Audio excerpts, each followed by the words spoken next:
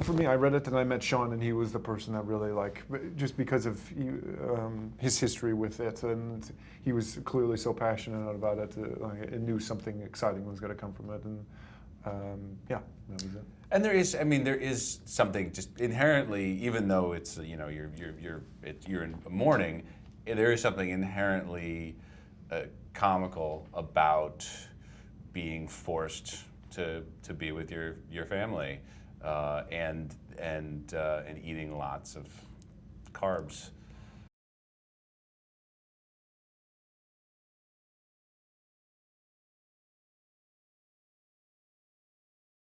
It's I mean, it really is a great ritual that you're really forced to mourn. That it's not just a funeral and a wake, but it's extended over a period of time.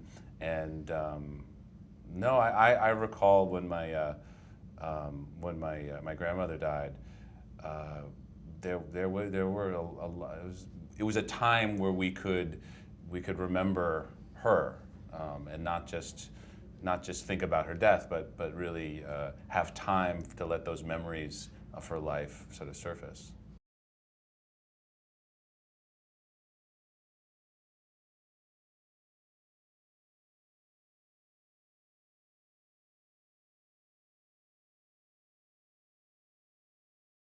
Well, just the nature of a family dynamic.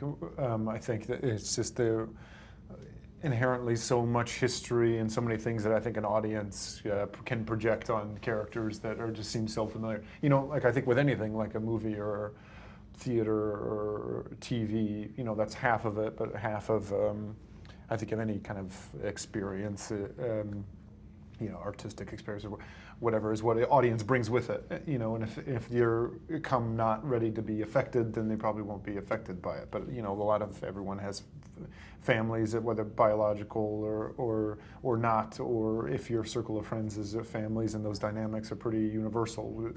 For Philip, someone who leaves and comes back, trying to get them to view him as someone different than when he left, I think that's something that everyone can relate to. Trying to show people that you've grown, and not getting the response you want.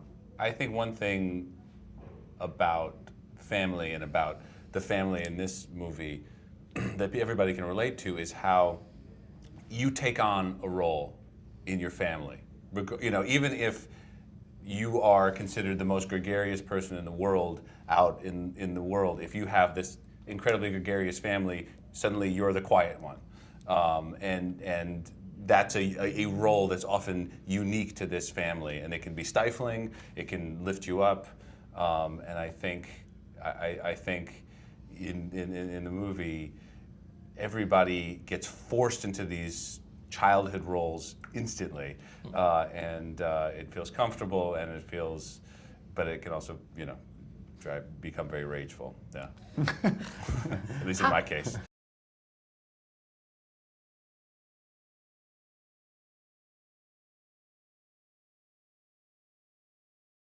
The neurosis of my characters. What do you mean? No, I mean that's the thing. That's the thing about your character. You don't have it. You're just pure id. Yeah. I'm pure joy. I think my character has taken on the super ego of the entire family. I've stayed behind. I've ran the family business and made incredible sacrifices to keep the family business alive and to help support the family. And but of course, I've held on to that resentment, and that's really sort of formed this. That's really become my personality. But I think my character gets something from that too. There's a certain self-righteousness and a sense of mission when you're the responsible one.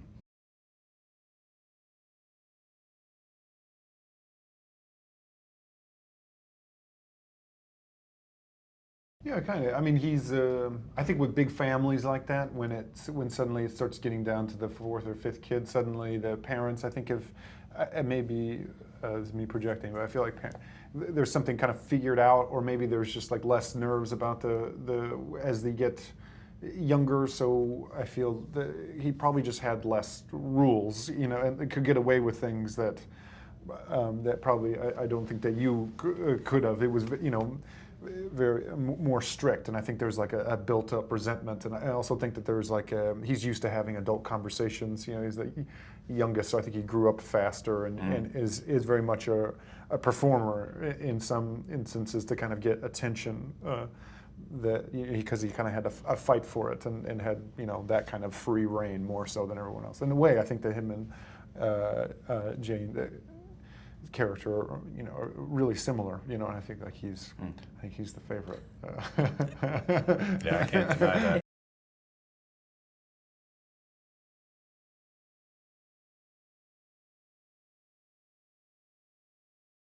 Well, I mean, we were the realities of filming the movie forced us into very close quarters. You know, we were shooting on location in this big house, but not big enough for a crew of 150 people. So we were hanging from the rafters and, you know, fighting for the toilets and, you know, very family dynamics. You know, sort of these family dynamics sort of bubbled up naturally.